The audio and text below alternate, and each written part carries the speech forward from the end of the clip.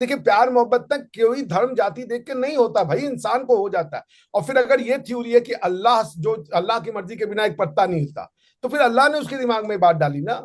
अगर अल्लाह हिदायत भी दे रहा है, गुमराही भी अल्लाह कर रहा है, तो जो भी करना था अल्लाह ने किया, तो अब आप उसको नहीं वो रिस्पॉन्सिबल ठहरा सकते कि हमारे और आपके ना परिप्रेक्ष्य में बहुत अंतर है। पाकिस्तानी समाज में और हमारे समाज के परिप्रेक्ष्य में जीवन और मतलब मरण का अंतर है, या समझ लीजिए आसमान और जमीन का अंतर है। हमारे लिए ये कोई बड़ी घटना नहीं है। It's a part of our daily life. It happens every day, हर दूसरे दिन मतलब ये नॉर्मल चीज है।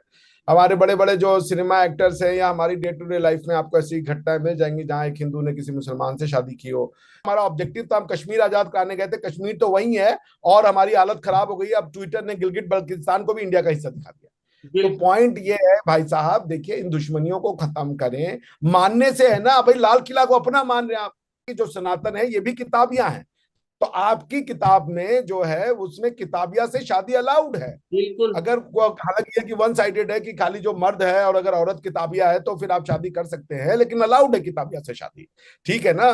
तो एक हिंदू जो है, जो सनातनी है, उसकी जो वेद है वो दुनिया की सबसे पुरानी किताब है भाई। उसके पुरानी कोई किताब, ये रिकॉर्डेड हिस्ट्री है ये। और वो लिखी गई तब, जब लोगों को लिखना आया इंसानों को, उसके पहले वो सुनी जाती रही है।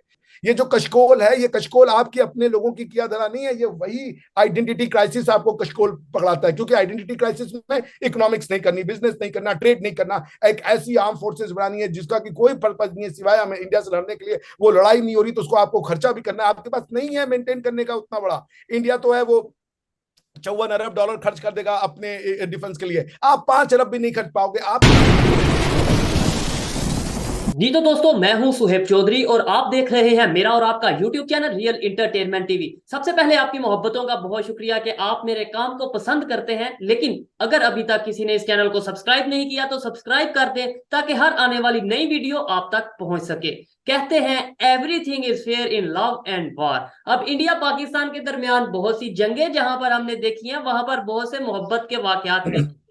अभी खबर के मुताबिक पाकिस्तानी गर्ल सीमा हैदर है जो कि अपने लवर से मिलने वाया नेपाल जा पहुंची है भारत में अपने 4 बच्चों के साथ। इसी पर बात करने के लिए अभिषेक सर हमारे साथ मौजूद हैं। इनके साथ बात करेंगे और पूछेंगे कि ये कैसा मोहब्बत का वाकया है। पाकिस्तानी गर्ल है और इंडिया में गई है, इलीगल वे से गई है। और सेकेंडली मुस्लिम गर्ल है और खबर के मुताबिक जो सचिन है वो हिंदू है।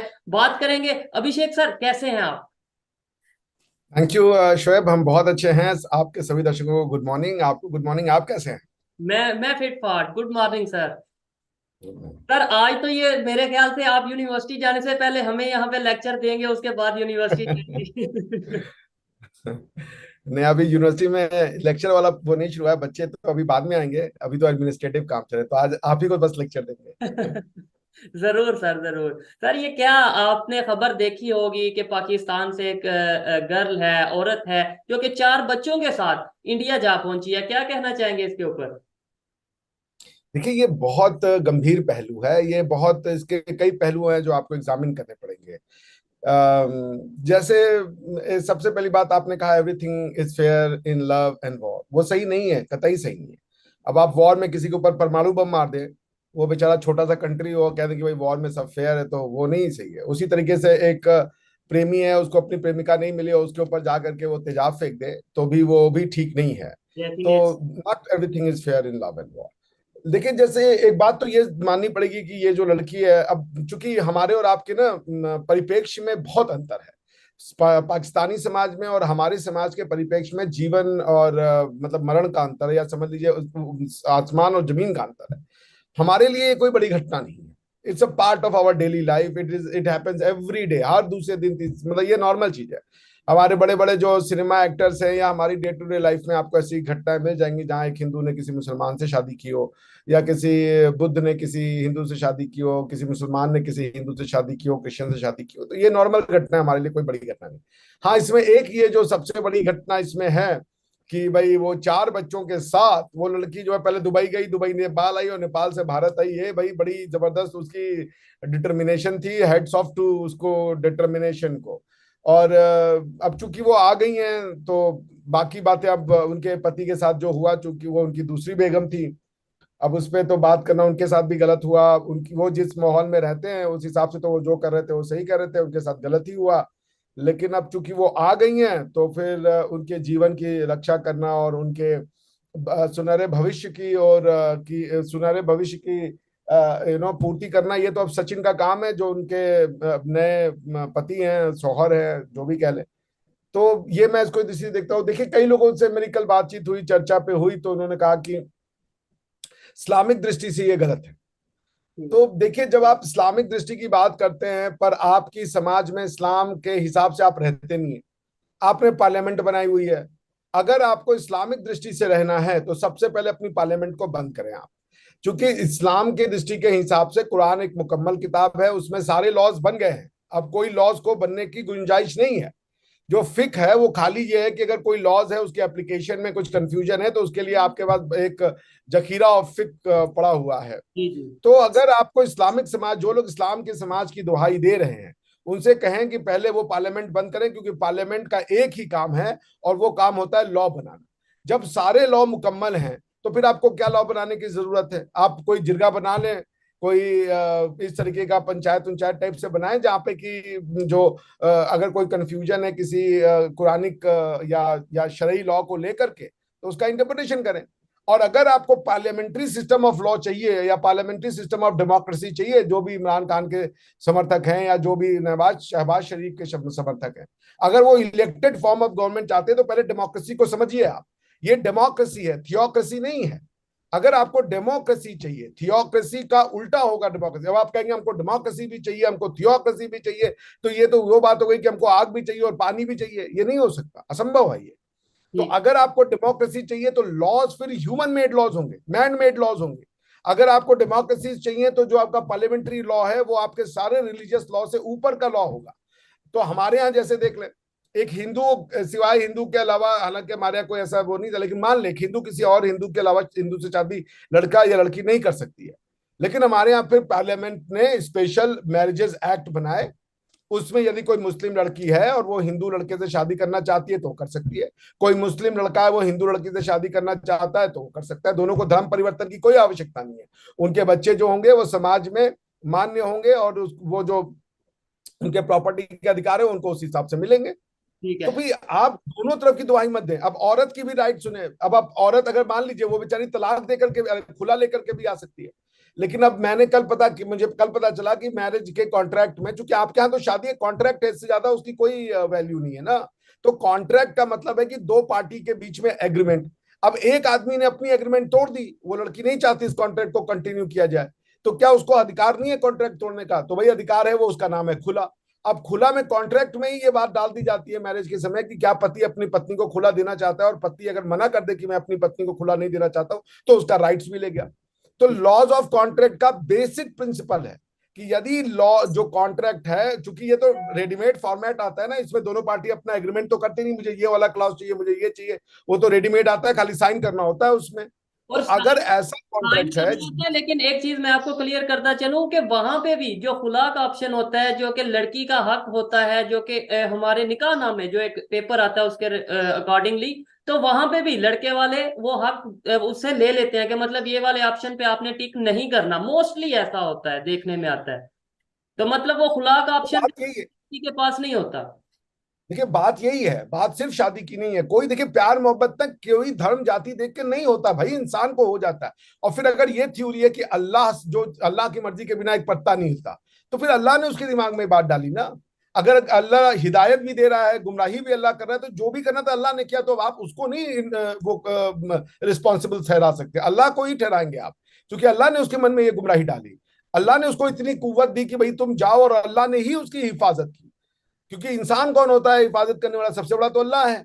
तो अगर आपका ईमान सच्चा है तो फिर आपको तो ये छोड़ना पड़ेगा कि अब आखिरत के दिन जो होगा उसके साथ देखा जाएगा। अब आपका बिजनेस आपके हाथ से तो जा चुका है ये काम, अब उसका जो भी होगा वो उसके और उसके अल्लाह के बीच में है ये मामला। तो आप छोड़ दें, जो भी किया वो अल्लाह मियाँ की मर्जी से हुआ है। जो उनके हस्बैंड है उनके साथ जो गलत हुआ वो हमें सिंपैथी है, क्योंकि 4 बच्चे आए। अब सचिन और सीमा जी को हमारी बधाइयां। ईश्वर करे कि वो आगे की जीवन खुशी खुशी, अल्लाह करे ईश्वर करे कि खुशी खुशी बिताए। सर इधर एक सवाल ये उठता है, जो बेसिक मेरा ये टॉपिक को डिस्कस करने का मकसद ही ये था, जहां पे हमने ठीक है न्यूज को कवर किया, लेकिन सवाल ये उठता है कि पाकिस्तान में अगर किसी हिंदू लड़की को शादी के साथ शादी करता है कोई मुसलमान, तो उससे सबसे पहले मजहब चेंज करवाया जाता है। मोस्टली ये चीज देखने में आती है, आप भी न्यूज पे देखते होंगे। इवन पूरी दुनिया में भी ये कंसेप्ट मुसलमान के यहाँ है, हमारे यहाँ है कि भाई अगर आपने हिंदू लड़की से या किसी दूसरे मजहब से शादी करनी है, पहले मुसलमान किया जाए, फिर शादी की जाए या फिर रिलेशन बनाया जाए। तो क्या जैसे अभी वो सीमा जी गई हैं इंडिया में और इस तरीके से सचिन के पास गई हैं, क्या उन्हें भी कहा जाएगा कि आप मजहब चेंज करें सचिन भाई की तरफ से?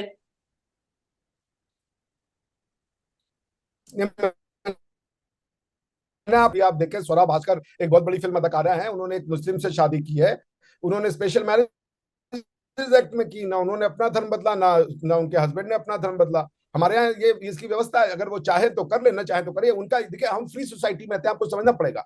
फ्री सोसाइटी, डेमोक्रेसी, डेमोक्रेसी में डेमो का मतलब होता है लोग, लोगों की इच्छा ही सर्वप्रथम होती अच्छा है। सर, भी ये भी नोट करने में आई है, मेरी एक पर्सनल ऑब्जर्वेशन है, या मैं सुनता हूँ देखता हूँ कि इंडिया पाकिस्तान के दरमियान जो यूथ है, खास तौर पे बहुत से ऐसे लोग हैं जो इंटरनेट के थ्रू, सोशल मीडिया के थ्रू, फेसबुक या इस तरीके से जो एप्स हैं, इंस्टाग्राम के थ्रू आपस में दोस्ती होती है, फिर प्यार मोहब्बत के भी कुछ वाकया सामने आते हैं। तो क्या दोनों गवर्नमेंट्स को कोई ऐसा लॉ बनाना चाहिए, कोई ऐसी पॉलिसी बनानी चाहिए कि दुश्मनी अपनी तरफ, लेकिन भाई जो प्यार करने लगे उसे एक कर दो, उसके साथ मतलब कुछ ऐसा कानून बनाओ? हमारे यहाँ तो है, और हमारे यहाँ से कई ऐसे इंसिडेंट हुए हैं। रीना रॉय मोहसिन खान के लिए आ गई थी पाकिस्तान।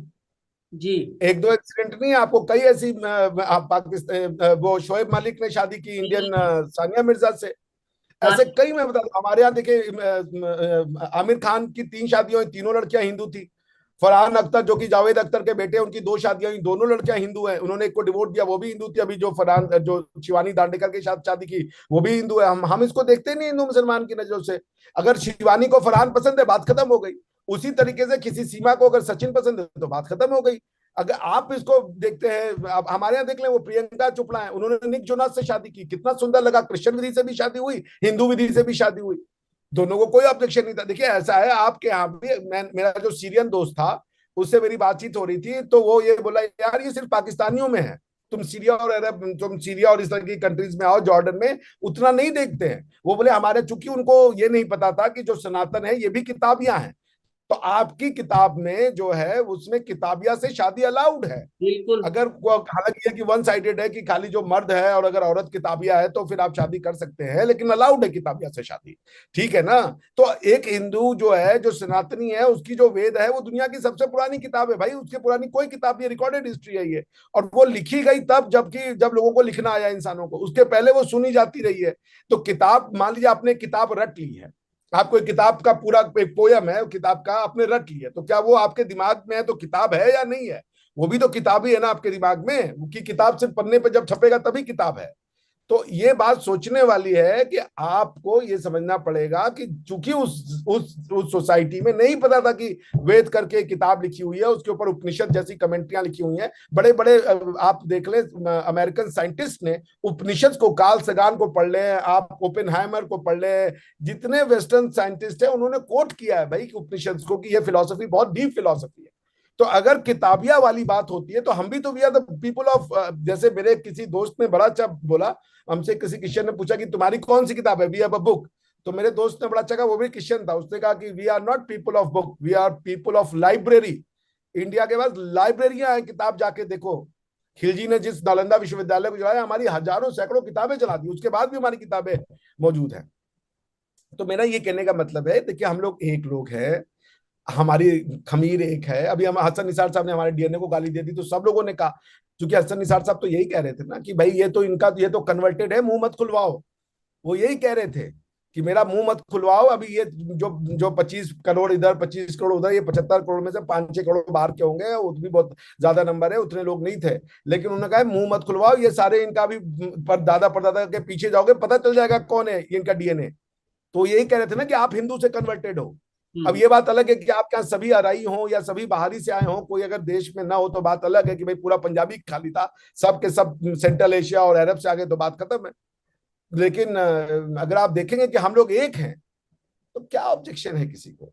ठीक है, खुशी जबरदस्त। खुशी रहना। बिल्कुल इंसानियत के हवाले से बात करनी चाहिए, ह्यूमैनिटी एग्जैक्टली। को प्रमोट करना चाहिए। हिंदू, मुस्लिम, सिख, ईसाई, ये सब अपनी जगह है, इसे पर्सनल रखना चाहिए। लेकिन जहाँ एग्जैक्टली। की बात आती है वहां पे हमें एक एज ए ह्यूमन बीइंग चलना चाहिए। सर थोड़ा सा हम बात करेंगे खालिस्तान के हवाले से। कुछ दिन पहले, कुछ मंथ पहले इंडिया में खालिस्तान के हवाले से बड़ी खबरें गर्म थी। अभी कनाडा, यूके में बहुत सी खबरें आती हैं, आए दिन डेली बेसिस पे खालिस्तान के हवाले से, खालिस्तान मूवमेंट के हवाले से खबर आती है। आप क्या कहना चाहेंगे इसके ऊपर? ये खालिस्तान मूवमेंट को आप कैसे देखते हैं? देखिए, खालिस्तान मूवमेंट जो है ना, वो तो कोई मूवमेंट है नहीं, पहली बात। जहां होना है वहां कोई है ही नहीं। होना तो पंजाब ऑफ इंडिया में है और पंजाब ऑफ पाकिस्तान में। अब आप क्या भी इसको हवा दे रहे हैं, उनको ये नहीं पता कि उस चिंगारी को जिसको हवा दे रहे हैं, वही बात हुई जो अफगानिस्तान में किया कि तालिबान को ले आओ, तालिबान को ले आओ। अब टीटीपी आपके लिए वो बन गई है यार, टीटीपी से लड़ो, टीटीपी से लड़ो। बिल्कुल ऐसा ही है। मतलब ये है कि मेरा ये, वैसे तो आप लोग, ये खालिस्तान एक इंटरनल, इंडिया का इंटरनल मैटर है, लेकिन मैंने भी क्वेश्चन इसीलिए किया, बात डिस्कस करना इसलिए चाहा कि अक्सर ये कहा जाता है कि पाकिस्तान से लिंक है खालिस्तान वालों का या खालिस्तान मूवमेंट का। तो क्या आपको लगता है कि पाकिस्तान इस टाइम जिस सिचुएशन में है, जिस कंडीशन में है, हम खालिस्तान या कोई भी इस टाइम पे ऐसी मूवमेंट का कोई हिस्सा बनेंगे या सपोर्ट करते होंगे आपके ख्याल में? नहीं, मैं इस पे नहीं जाना चाहता, क्योंकि जाने दे, वो बहुत डीप है। मेरे पास कोई फैक्चुअल रिपोर्ट तो है नहीं कि मैं इसको असर्टिवली कह सकूं। मैं एक बात ये कह रहा हूं कि अगर आपकी कंट्री में किसी को भी कोई सॉफ्ट कॉर्नर है कि इंडिया टूटेगा, खालिस्तान बनेगा, तो हमारे लिए बड़ा अच्छा होगा। मैं उनको फिर कह रहा हूं, जी जी। आपकी वही दशा होगी जो टीटीपी और वो तालिबान को, आप जिस चीज को हवा देते हो उसका कॉन्सिक्वेंस नहीं देखते आप फोर्स में। अगर मान लीजिए इन केस, वजह तो ये असंभव है, मगर आपके अगर खवाबी पुलाव में हम चलें कि ये पंजाब वाला हिंदुस्तान के पंजाब में खालिस्तान बन गया, तो भैया करतार साहब, ननकाना साहब, तो सब पंजाब आप क्या है, लाहौर आप क्या है। महाराजा रणजीत सिंह लाहौर के बिना अधूरे हैं, और सिख कौम जो है वो ननकाना साहब और करतारपुर के बिना। आप देंगे फिर उनको? वो तो आपके लेकिन घर पे भी आएंगे फिर। हम वो तब इतना डीपली सोचते नहीं, हम तब की बात सोचते नहीं। हमें ये लगता है कि अगर मूवमेंट चल रही है वो इंडिया में एग्जैक्टली। है, वो कामयाब हो जाएगी, बस इंडिया टूट जाएगा। यहाँ पे अगर किसी का कंसेप्ट है, ये नहीं पता कि अगर खालिस्तान की बात की जाए और सिख कौम की बात की जाए तो बहुत ज्यादा, मैं ये समझता हूँ कि मोस्टली हिस्ट्री तो जो पाकिस्तान साइड कश्मीर है वहां पे मौजूद है। उनके बहुत से ऐसे मुकामात हैं, अगर हम बात करें ननकाना साहब की, इसके अलावा और भी बहुत से ऐसे मुकामात हैं। तो क्या वो इसको इनको छोड़ेंगे? वो डेफिनेटली वो तो यूनाइटेड होकर रहना चाहेंगे, वो यूनियन बनाएंगे। वही तो, अब मैंने आपको उसका एनोलॉजी दे दिया ना। आपने तो तालिबान की सपोर्ट कर दी अफगानिस्तान में, फिर टीटीपी से क्यों लड़ रहे? फिर give the TTP a free run to come to Punjab ना, कम टू पाकिस्तान ना। टीटीपी को आप अगर, जैसे हम हैं अमेरिका में, डेमोक्रेसी का समर्थन करते हैं। हम डेमोक्रेसी का सारी दुनिया में समर्थन करते हैं, जहां फ्री फेयर इलेक्शन हो, फ्री सोसाइटी हो। तो हम अपने यहाँ भी वही करवाते हैं। हम अगर अपने यहाँ कुछ और चाहें और दुनिया में कुछ और चाहें तो फिर दिक्कत होती है ना। तो खालिस्तान मूवमेंट कुछ है नहीं, ये चंद लोग हैं। उनसे ज्यादा हमारे सिख भाई बहन पेट्रियोटिक है। भारत में सबसे ज्यादा जो हमारे, जो कुर्बानी देने वालों में सिख भाई बहन है हमारे। और आप देख लें ये बंदा बहादुर या कितनी स्टोरियां, मुगलों का जितना भी ज्यादा वो क्या कहते हैं, कहर झेला हमारे सिख भाइयों ने झेला। उनके मतलब होते तो हिंदू से ही कन्वर्ट थे, लेकिन फिर वो सिख बन जाते थे लड़ने के लिए, धर्म की रक्षा के लिए। तो मैं आपसे क्या कह रहा हूँ कि आप मुगलों को भी अब सपोर्ट करोगे, मुगल अपने को कहोगे हम मुगलों के वारिस हैं, और उसके बाद आप जाके खालिस्तान का भी सपोर्ट करोगे, कहोगे कि सिख सिख आइडेंटिटी का पूरा जो बेस है वो मुगल से लड़ने का है। हर आप सिख से पूछिए, वो चौड़ में बोलेगा हमने मुगलों को तो मार के भगाया, तो तुम कौन है? उसकी अगर आइडेंटिटी एंटी मुगल है और आपकी आइडेंटिटी प्रो मुगल है, आप कैसे सपोर्ट करो? फिर अपने घर में आप, दिक्कत है कि यू हैव नो एनआरको। जो आपके यहाँ पे सोचने वाले लोग हैं वो सोचते ही नहीं है। वो नहीं सोचते भाई, सिख का मतलब जाके तो पूछो कि मुगलों के बारे में क्या राय है उनकी। वो तो मुगल को अपना जानी दुश्मन मानते हैं, उनके सारे गुरुओं की हत्या मुगलों ने की है। और आप सिखों का समर्थन कर रहे हो कि इंडिया टूट जाएगा, इंडिया टूट जाएगा। अरे भाई, जब वो फोर्स में आएंगे तो फिर आपके घर में आएंगे वो सबसे पहले। और उन्होंने अगर मुगलों की बैंड बजा दी तो आप कौन है फिर? मुगल से ज्यादा, सेंट्रल एशियन से ज्यादा खतरनाक तो आप नहीं है ना। आपके तो हाथ में एक विक्ट्री नहीं है अभी तक। आप तो सिर्फ you are basking in the glory of a borrowed victory. अरबों की फुतवात अपने जन्मे, तुर्कों की फुतवात अपने जन्मे। और कोई आपसे पूछे भाई आपने क्या जीता है पाकिस्तान बनने के बाद? 4 वॉर हुई, चारों हारे आप। एक जगह तो 93,000 सैनिक आपने सरेंडर कर दिए। आपने क्या जीता एज अ पाकिस्तानी मुस्लिम? एक अचीवमेंट बताया युद्ध के बारे में, सर एक वॉर जो एज अ पाकिस्तानी मुस्लिम आपने जीता हो, नाइनटीन तुर्कों को अपना ना माने। कहा जाता है कि वो मतलब हमें तो वैसे तो मोस्टली चार में से दो तीन का बताया जाता है, 1971 के अलावा बाकी यही बताया जाता है हम जीते। लेकिन 65 का बड़ा कॉन्फिडेंस के साथ ये कहा जाता है कि 65 तो हम जीते ही जीते। देखिए वॉर का होता है ऑब्जेक्टिव, वॉर का मतलब ये नहीं होता कि बैटल को कोई फ्रंट हो सकता है, एक दो बैटल इंडिया ने डाला। 65 की वॉर का ऑब्जेक्टिव क्या था? वॉर आप क्यों गए? War is a tool to achieve a political means which is not achievable through peaceful means. War आप तब करते हो यूज ऑफ फोर्स का इस्तेमाल। तो मैं कह रहा हूं कि यार शोएब भाई मेरा वीडियो हटा दो, यार मीडिया वीडियो हटा दो, ये शोएब नहीं हटा रहे, तब मैं पहुंचूंगा 4-5 आदमी लेकर, नहीं हटा रहा है मैं तेरा, ये है वॉर। तो आपका ऑब्जेक्टिव था कश्मीर, जी आपने कश्मीर ले लिया, वो आज भी वही है। पॉइंट यह है कि आप जो है वॉर को as a tool to achieve, war ऐसे नहीं लड़ा जाता कि खाली मारने के लिए, वो पागल होते हैं लोग कि हम वॉर इसलिए लड़ रहे हैं कि हमारा एक है कि हम हिंदू मार देंगे। अगर ये अचीवमेंट है, ये टारगेट है वॉर का, तो बात अलग है। अदरवाइज अगर वॉर का पर्पस था कश्मीर लेना है तो वो तो वही है, बल्कि कुछ एक एरिया आपसे वापस ही ले लिया गया था 1965 में। आपका क्या, जब आप लोगों को बताएं कि अगर ये कैलकुलेशन है कि वॉर हम इसलिए जीते कि हमने 100 हिंदू मार दिए, वेलकम भाई आप जीत गए फिर तो। लेकिन अगर वॉर यूं बताएं कि भैया हमारा ऑब्जेक्टिव था हम कश्मीर आजाद कराने गए थे, कश्मीर तो वही है और हमारी हालत खराब हो गई, अब ट्विटर ने गिलगिट बल्तिस्तान को भी इंडिया का हिस्सा दिखा दिया। तो बिल्कुल। पॉइंट ये है भाई साहब, देखिए इन दुश्मनियों को खत्म करें। मानने से है ना भाई, लाल किला को अपना मान रहे हैं आप कह रहे हैं हम, वो आपके यहाँ पे बच्चे कहते हैं कि हम आएंगे लाल किला पे, वो परचमे हिलाली फहराएंगे और जश्न तब्दीली पाकिस्तान मनाएंगे।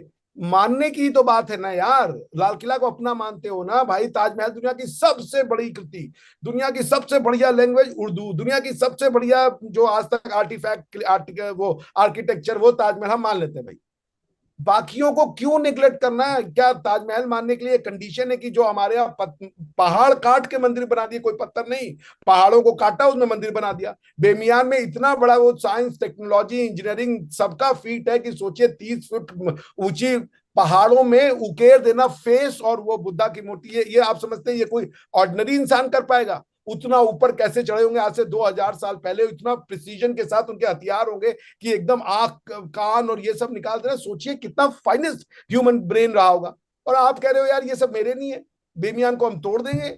ये है आपका। अभी आपके जो एससीओ में आपके मिनिस्टर साहब कहते हैं, उन्होंने कहा था बुद्धिस्ट हेरिटेज भी हमारा है। तो बुद्धिस्ट हेरिटेज अगर आपका है तो आप कैसे इन चीजों को अपना नहीं कहेंगे जो इंडिया में बड़े बड़े बुद्धा के मूर्ति हैं या बुद्धा के मंदिर हैं।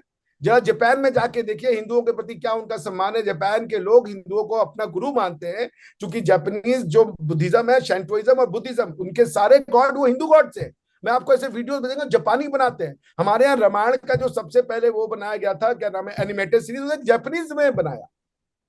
आपकी जो लेगेसी है, अगर अरबों ने सेंट्रल एशिया और ये इंडियन सब कॉन्टिनेंट में इस्लाम को फैलाया, तो हमारे पूर्वजों ने ये पूरा, आप चले जाए Mongolia, China, Japan, Taiwan, Myanmar, Thailand, Cambodia, ये सब जगह आपको हिंदुइज्म या हमारी भारतीयता दिखती है। और हम तो नहीं कह रहे कि आपको अपनी इस्लामिक प्रैक्टिसेस के लिए अपने पूर्वज को त्यागना है। हम कह रहे हैं आप एक गॉड पे विश्वास करते हैं, तौहीद पे विश्वास करते हैं, प्रॉफिट मोहम्मद सल्लल्लाहु अलैहि वसल्लम पे विश्वास करते हैं, आप कीजिए।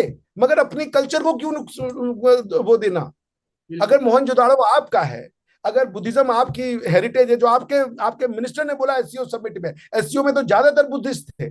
चाइनीज का पूरा जो कल्चर है वो बुद्धिस्ट, वो हमसे लड़ते ही इसीलिए हैं क्योंकि चाइनीज जो हैं वो एंटी रिलीजियस लोग हैं, तो उन्होंने बुद्धिस्ट लोगों को मार के भगाना शुरू किया। जैसे वो इस्लाम की मस्जिदें तोड़ते हैं, चर्च तोड़ते हैं, उसी उन्होंने उनके खिलाफ भी एक्शन लिए। तो आपसे हम इतना कह रहे हैं, अपनी हेरिटेज स्वीकार कर लीजिए, सारी लड़ाई खत्म। आप बनिए मुसलमान, इस्लाम आपको ईश्वर करे, अल्लाह करे, आप इस्लाम के थ्रू जन्नत जाएं।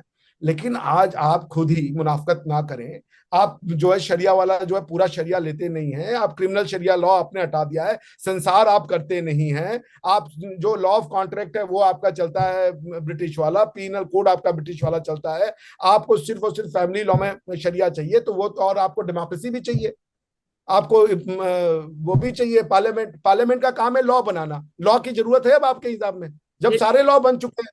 शरिया लॉ को हम शायद इसलिए इम्प्लीमेंट नहीं करते या करना चाहते क्योंकि लॉ इस्लामी कानून के मुताबिक अगर कोई चोरी करता है तो उसका हाथ काट दिया जाता है या काट दिया जाना चाहिए सजा के तौर पे। ऐसे तो फिर पाकिस्तान के शायद मोस्टली पॉलिटिशियन हमें हाथ के बगैर नजर आएंगे। ये मेरे लिए बड़ी अफसोस वाली बात है, तो शायद इसलिए हम ये लॉ नहीं इम्प्लीमेंट कर सकते। भाई आप ये सोचिए, सबसे पहले तो आपने उर्दू कह रहे हैं कि उर्दू पाकिस्तानी भाषा है। उर्दू में 80% लैंग्वेज जो है, वर्ड जो है वो संस्कृत के हैं। वो आप स्क्रिप्ट खाली लिखते हो अरबिया की, आपने तो भाषा ही तोड़ ली। आपके तो पूरे लोगों की हाथ गर्दन कट जाएगी इस हिसाब से। किसी की भाषा चोरी कर लेना कल्चरल अप्रोप्रिएशन है भैया। पूरी भाषा ही चोरी कर ली आपने। आपकी भाषा पंजाबी है यार, फॉर गॉड सेक। आपकी मादरी जबान तो पंजाबी है ना, कि आप वो नहीं कहोगे कि हमारी मादरी जबान पंजाबी है। पंजाबी आप पढ़ा नहीं हो, भाषा किसी और को चोरी किया आपने। आपके यहाँ पे जो मुस्लिम शादी मैंने अटेंड किया है, वहां पे बड़े वो 1-2 घंटे का होता है वो शादी। वो जी गए, कबूल है, कॉन्ट्रैक्ट साइन की, चलो भाई जाओ। और शादी के एक दिन बाद वलीमा दिया जाता है, जिससे जी ये होता है कि भाई कंसेप्ट ये था कि अगर आपने किसी वुमेन के साथ सोहबत की है और वो सोहबत आप दुनिया को बता रहे हो, तो फिर आप वलीमा दोगे कि वो आपकी वाइफ है। अदरवाइज अगर माले गनीमत है तो फिर आपको वलीमा देने की आवश्यकता नहीं होती है। ठीक है ना। तो पॉइंट ये है कि जब आप शादियां करते हो, 3-3 दिन तक हल्दी चल रही है, मेहंदी हो रही है, संगीत हो रहा है, ये साला ये इस्लामी तरीके से शादी हो रही है। खुदा का खौफ करें, कुछ तो सोचें। आप लोग बैठे भाई, अंदर सोचें, झांके अपने आप को। आप रिकंसाइल कर सकते हैं, इस्लाम और आपकी हेरिटेज साथ चल सकती है। मोहनजोदाड़ो में मिले थे शिवलिंग, अब क्या कीजिएगा आप? मोहनजोदाड़ो में आग लगा दीजिएगा या कहिएगा कि मोहनजोदाड़ो से हमारा कोई लेना देना नहीं है, हम मोहनजोदाड़ो से हमको वास्ता ही नहीं है। तक्षशिला में क्या बम मार के उड़ा दीजिएगा? वहां पे तो वही पढ़ाया जाता था। उस समय नहीं था इस्लाम, बेचारे चाणक्य को नहीं पता था। वहां के जो वो जो तक्षशिला यूनिवर्सिटी थी, बड़े बड़े चाइना से, यूरोप से वहां पे स्टूडेंट आके पढ़ते थे। आपने तक्षशिला को जो है वो बटिया मलेट कर दिया। आपको के पास you inherited world's oldest university, और आप आज उसकी वैल्यू नहीं करते क्योंकि आप उसको अपना नहीं मानते। लाल किला को अपना माने पड़े हो, तक्षशिला को अपना माने पड़े हो, लेकिन सॉरी, लाल किला और ताजमहल को अपना माने पड़े हो, लेकिन मजाल है आप कह दो कि I am proud of Takshashila. अपने बच्चों को पढ़ाना ही नहीं है। बताएं। सर, ये शायद एक रीजन ये भी है कि जहां पे पाकिस्तान में इस टाइम इकोनॉमी क्राइसिस चल रहे हैं, यहाँ पे बहुत से ऐसे क्राइसिस, फ्यूल के क्राइसिस चल रहे हैं, महंगाई चल रही है, वहां पे एक और इशू जो हमारा है, हमें आइडेंटिटी क्राइसिस का भी सामना करना पड़ता है। बहुत से ऐसे लोग हैं, इवन मोस्टली ऐसे पाकिस्तानी है जिन्हें अपनी आइडेंटिटी का नहीं पता। हम कंफ्यूज नजर आते हैं क्योंकि हमें सिलेबस में जो पढ़ाया जाता है वो कुछ और होता है, जो हमें दिखाया जाता है वो कुछ और होता है, और रियलिटी कुछ और है। अरब को हम फॉलो करना चाहते हैं, तुर्की के हीरोज को अपना हीरो मानते हैं, जबकि हिस्ट्री की अगर बात करें तो हम कहते हैं मुगल्स के साथ हमारी हिस्ट्री जुड़ती है। तो इस वजह से, मतलब मैं ये समझता हूँ कि इस वजह से हम कंफ्यूज नजर आते हैं। अगर हमें पता हो कि भाई हमारी हिस्ट्री, हमारी सच, हमारा जो बैक है वो ये ऐसे चलती आ रही है, और वो ही हमें पढ़ाया भी जाए, तो मैं नहीं समझता कि कोई भी उसमें शर्म महसूस करेगा या कोई भी उसको झुठलाएगा। देखिए, इसकी कॉस्ट आप क्या पे करते पता है? Just to maintain your identity crisis, आपने अपनी, इसका इकोनॉमिक एनालिसिस कीजिए। हिंदुस्तान से आप ट्रेड क्यों नहीं करते? क्योंकि आप कहते हैं ये हमारे दुश्मन है। क्यों दुश्मन है? क्योंकि हम इनमें से नहीं है। इसके लिए आप अपनी पूरी इकोनॉमिक्स को तबाह बर्बाद कर दिया। आप पहले दुबई से सामान जाता है, फिर वो आपके यहाँ आता है। ये इसका इकोनॉमिक कॉस्ट है। दूसरा इकोनॉमिक कॉस्ट, कि आपको इतनी बड़ी फोर्स आप मेंटेन करते हैं जिसका कि एक ही पर्पज है, हिंदुस्तान से आपकी सुरक्षा करना। वो अगर आपके दिमागी भय है, क्योंकि इंडिया ने बार बार कहा हम आपकी पॉलिटिकल इंडिपेंडेंस, सॉवरेनिटी को एक्सेप्ट करते, हमें नहीं जरूरत है कि आप हमारे में मिले। भाई हिंदुस्तान नहीं चाहता, हम कल्चरल यूनिटी चाहते हैं कि आप बस हमें कह लें हाँ भाई एक समय हमारे कल्चर के लोग थे। South Korea, north Korea exist कर सकता है, हम भी एग्जिस्ट कर सकते हैं। कोई नहीं कह रहा कि आप बोरा बत्ता लेकर के हिंदुस्तान चले, भैया नहीं चाहते हिंदुस्तान के लोग। हम कहते हैं आपको पाकिस्तान मुबारक हो।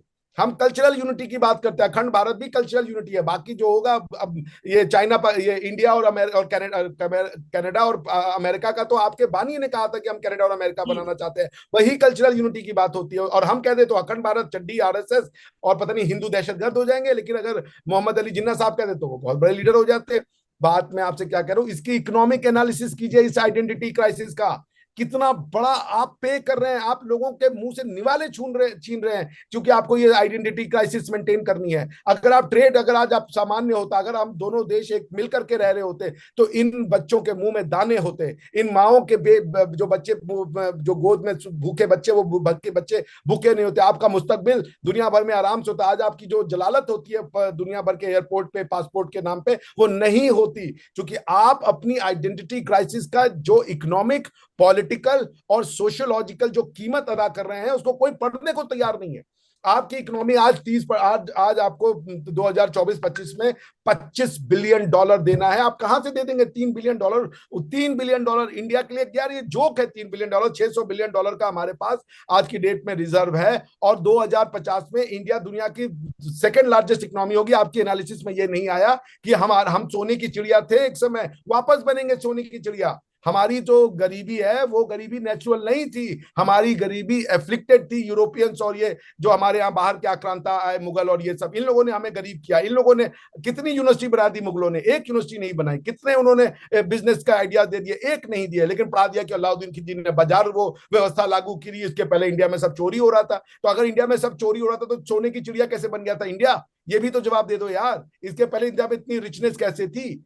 पॉइंट भाई आप एनालाइज करें। ये कहने से नहीं होगा कि आइडेंटिटी क्राइसिस है। इसकी इकोनॉमिक कॉस्ट आप कैलकुलेट करेंगे, आपकी आंखें चुंधिया जाएंगी कि लोग, बच्चों के जो बच्चे हैं जो भूखे हैं, मुस्तकबिल जिनका डार्क में है, वो इसलिए कि आप वो कहते हो कि हमारा इंडिया से लेना देना नहीं है। आप उनको, उनकी एक तो जहनियत को बर्बाद करते हो, उनकी हिस्ट्री को बर्बाद करते हो, उनकी इकोनॉमिक्स को क्या कहते हो उर्दू में, मैशियत, मैशियत को बर्बाद करते हो। आपने सब तबाह कर दिया। ये आइडेंटिटी क्राइसिस छोटा इशू नहीं है। अगर आपको आइडेंटिटी क्राइसिस नहीं होता तो आप पंजाब से ट्रेड कर रहे होते, हिंदुस्तान से ट्रेड कर रहे होते। अलग हो गए, कोई बड़ी बात नहीं। हिस्ट्री में बहुत से लोग हुए हैं। सीरिया और इजिप्ट ने कहा कि हम अरब ममालिक के, हमको एक बना दो। 10 साल के अंदर, अरे 3 साल के अंदर जो है वो अलग होगा कि नहीं नहीं हम सीरिया, हम अलग अलग हैं। इस्लाम से अगर एक हो जाते तो सीरिया और अरब का यूनाइटेड अरब रिपब्लिक बना। जाके स्टडी कर लें आप। 1950 में दो मुल्क है कि इजिप्ट ने कहा हम भी अरब मुल्क है, सीरिया ने कहा हम भी अरब है, हमें मिला दो। लोग मिल गए, यूनाइटेड नेशन ने दे दी, वो मंजूरी दे दी।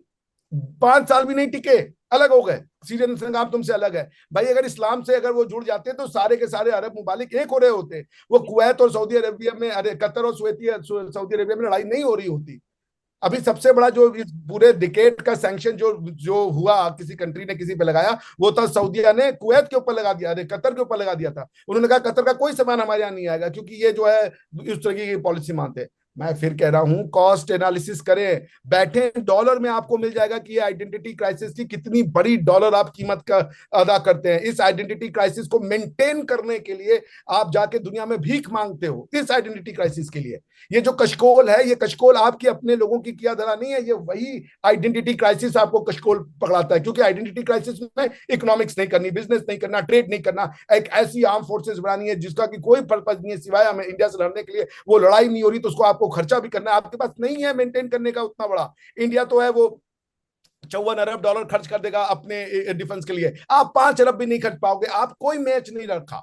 लेकिन अगर इस आइडेंटिटी क्राइसिस को शटर कर दो, आप तोड़ दो इसको, और कहो कि हम एक लोग हैं, हमारा मजहब अलग हो सकता है पर हमारा कल्चर एक है। अरब भी कहता है अरब मुस्लिम, तुर्क कहता है तुर्किश, सिर्फ आप ही हो गया मुस्लिम है, मुस्लिम है, मुस्लिम है, और कोई आइडेंटिटी नहीं है।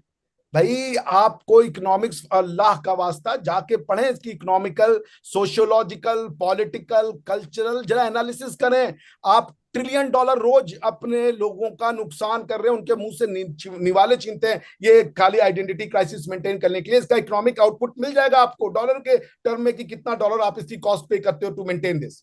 बिल्कुल सर, बहुत अच्छी आज की डिस्कशन रही, बहुत कुछ सीखने को मिला।